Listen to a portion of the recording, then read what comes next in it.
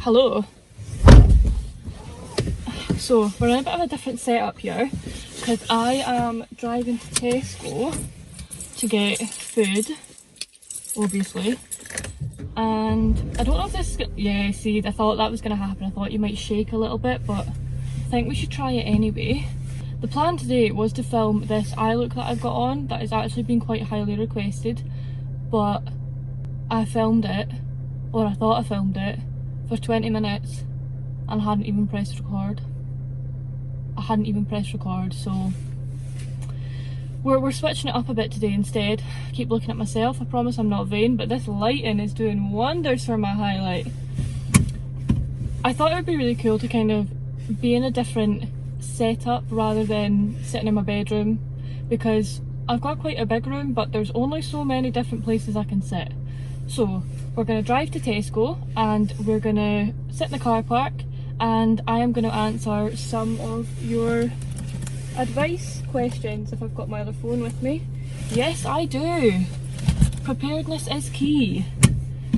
Yeah, I'm going to drive to Tesco, find a quiet spot in the car park, and I'm just going to chill with you guys and sit and answer some of your advice question things. Before we get started, I just kind of want to say to everybody who's been so open and honest with me by sending in your questions, it's so appreciated.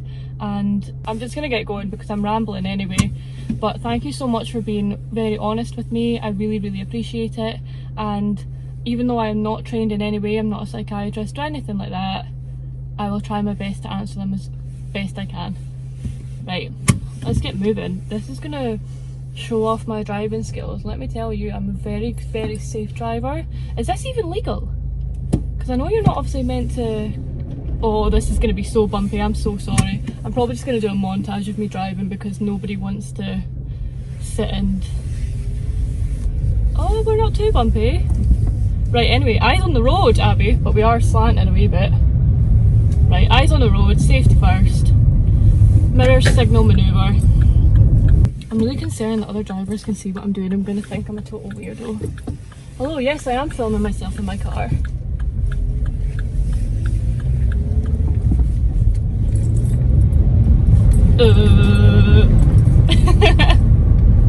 I really want to put some music on, but I can't because copyright and all that.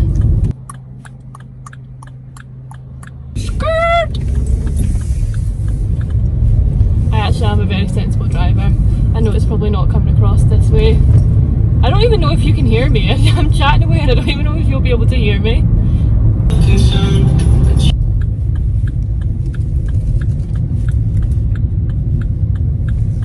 This guy behind me can 100% see what I'm doing here.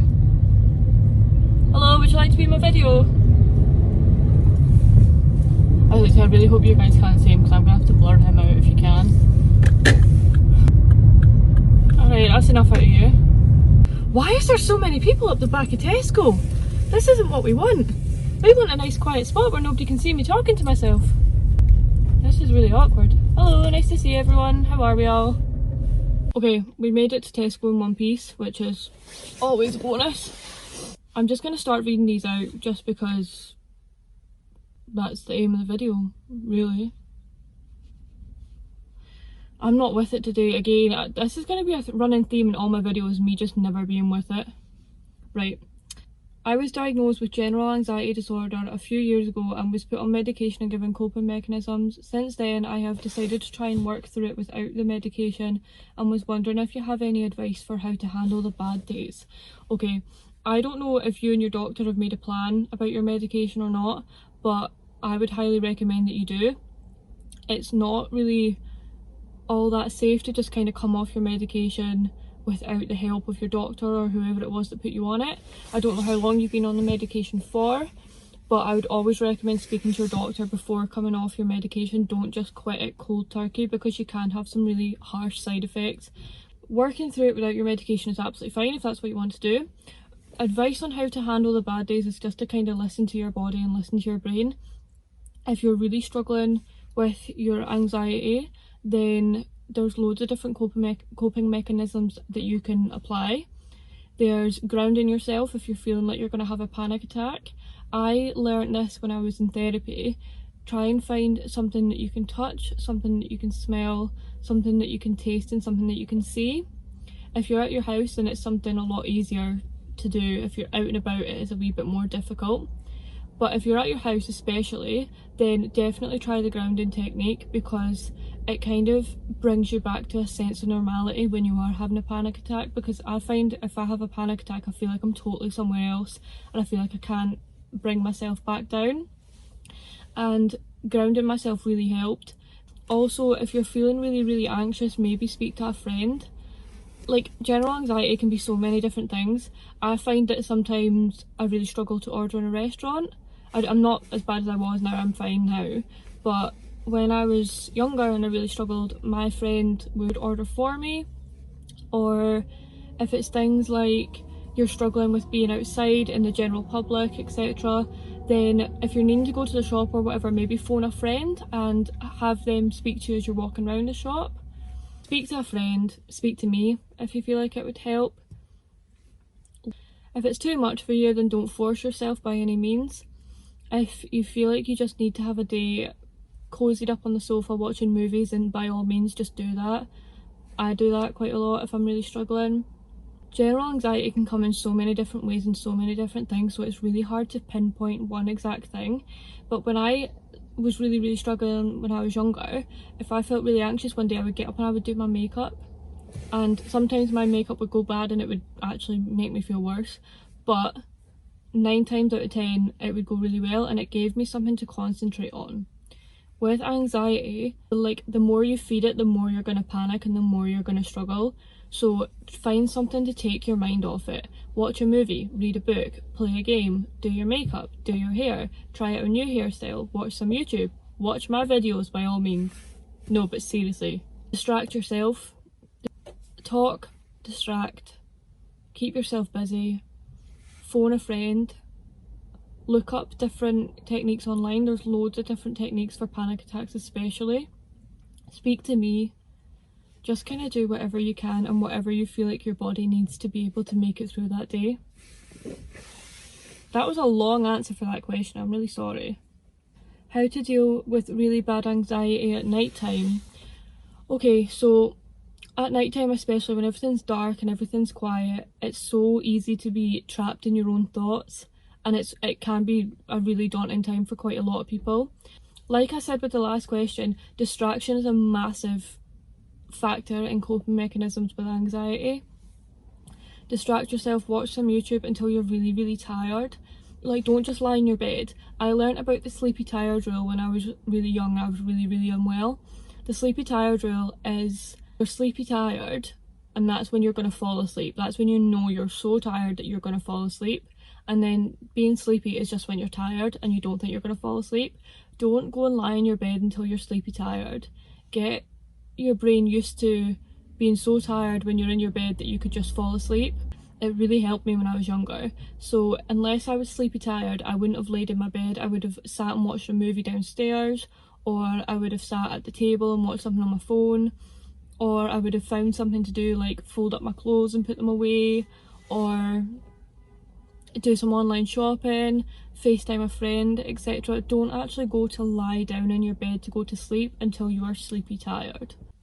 I keep coming back to speak to people, but it is so important that you talk to somebody about how you're feeling, like majorly important. Anxiety is such a difficult thing, and you could be anxious for no reason, and that's absolutely fine. I get like that. Some days I'm literally just like, wow, I don't feel good and I don't know why. Essentially that's it. Talk to somebody, talk to me.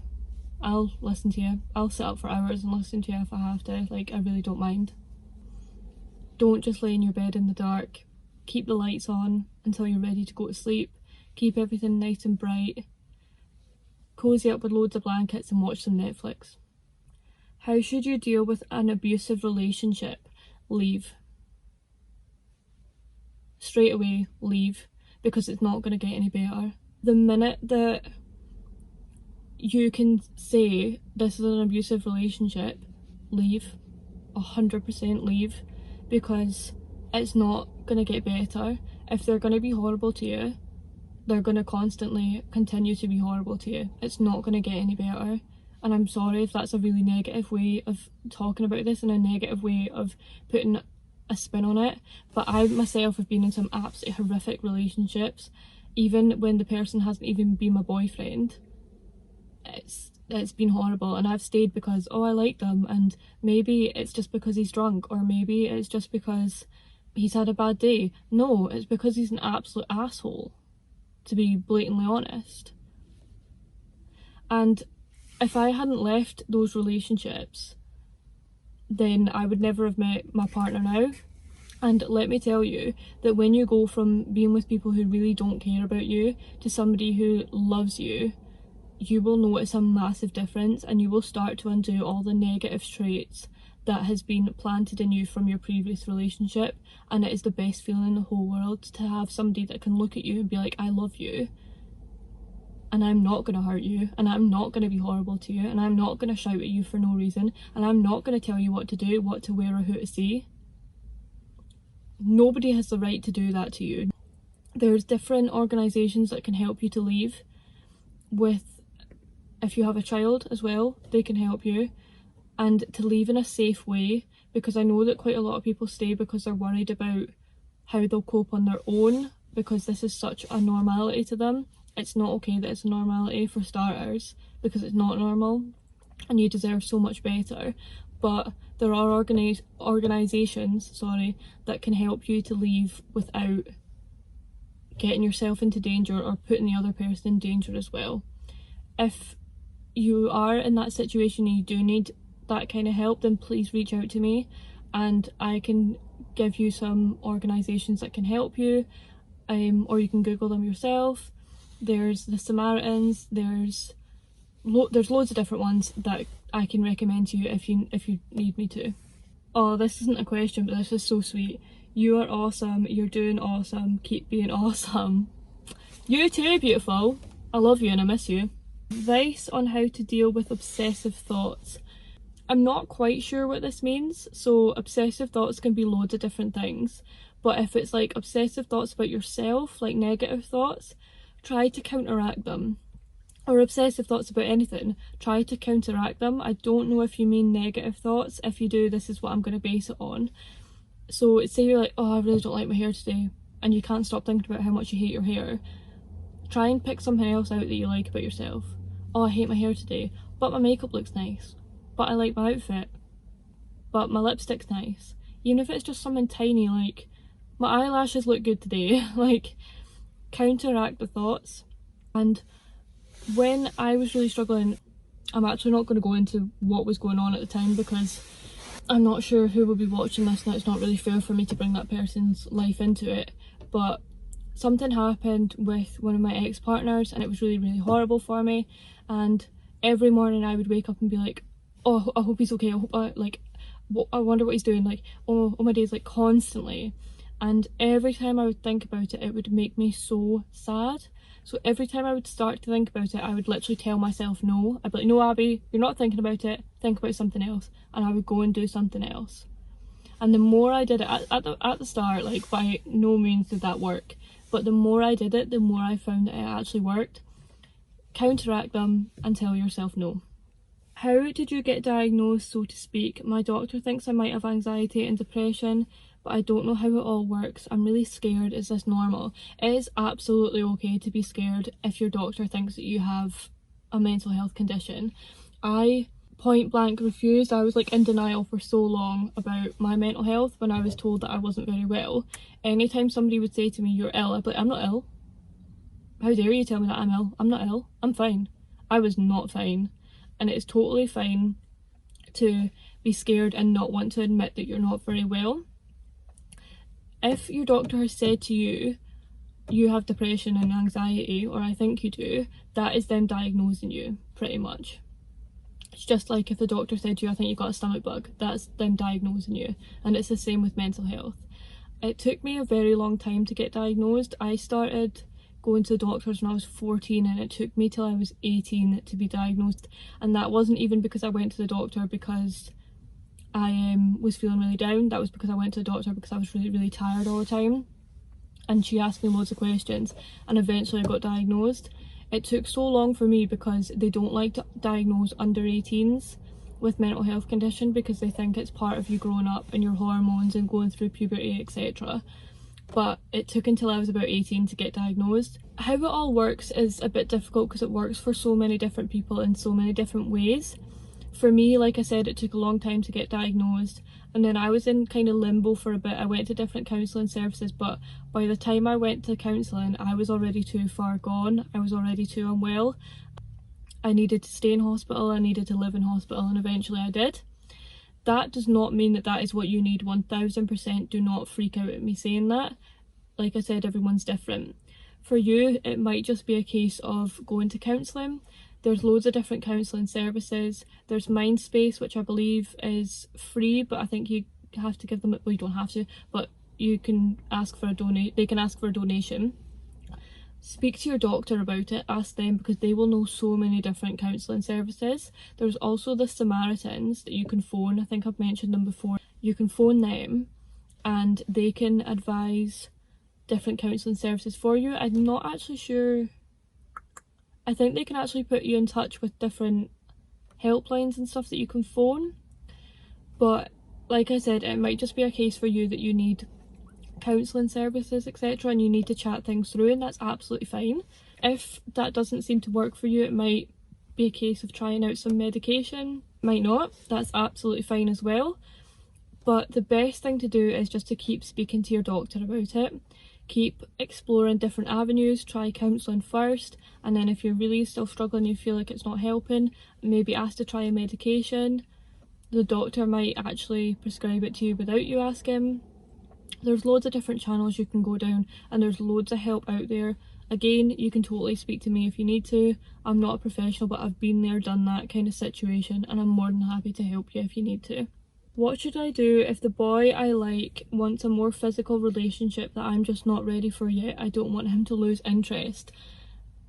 If he cares about you and if he respects you and wants to be with you, he will wait until you're ready.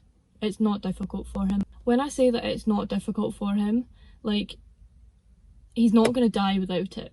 That's what I mean. Like, obviously, if he's wanting that side and you're not, then maybe it is a little bit, like, disheartening for him, if that's the right word. I don't know whether it is, whatever.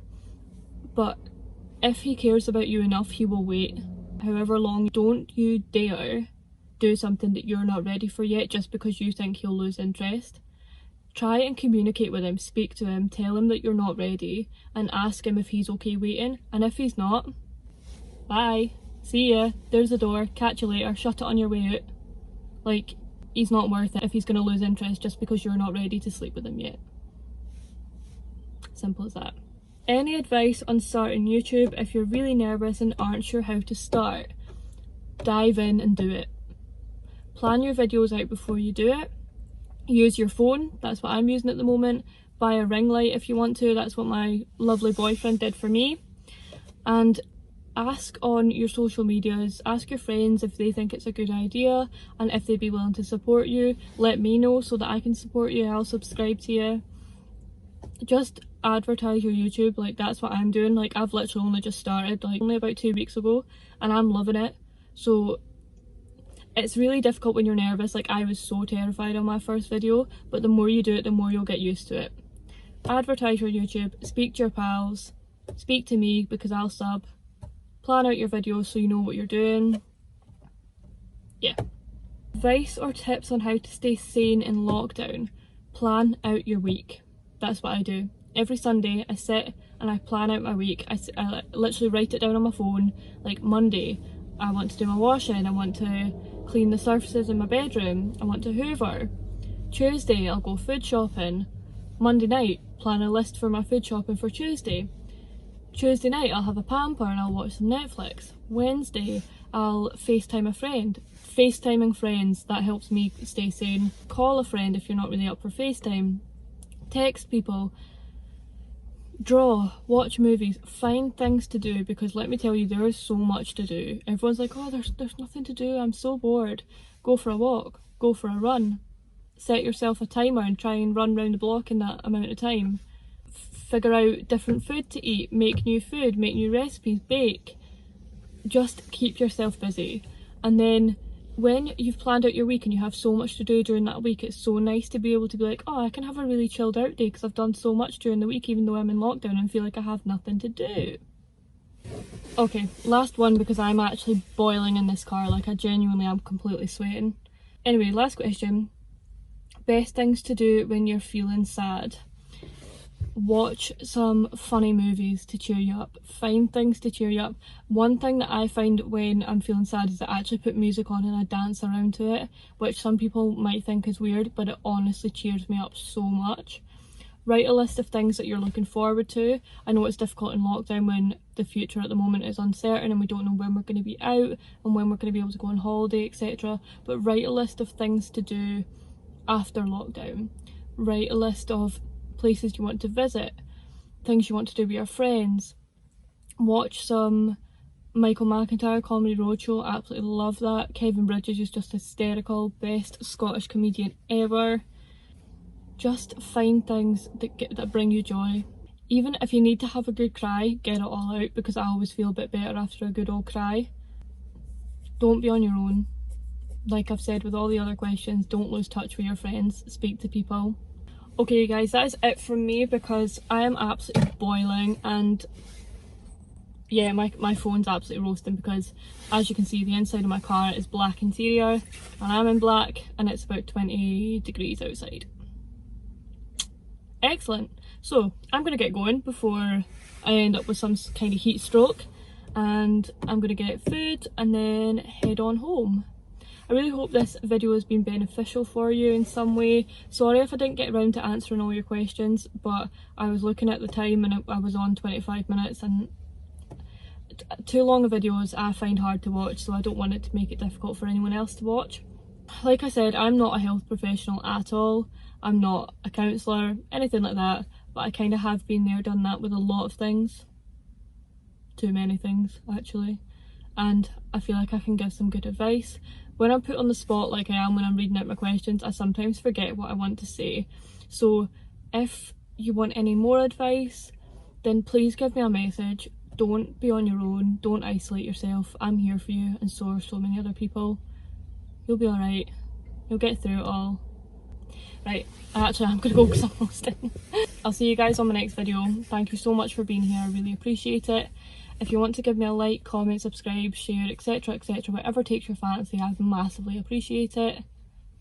I love you guys so much and I'm so grateful for you. See you later guys. Bye.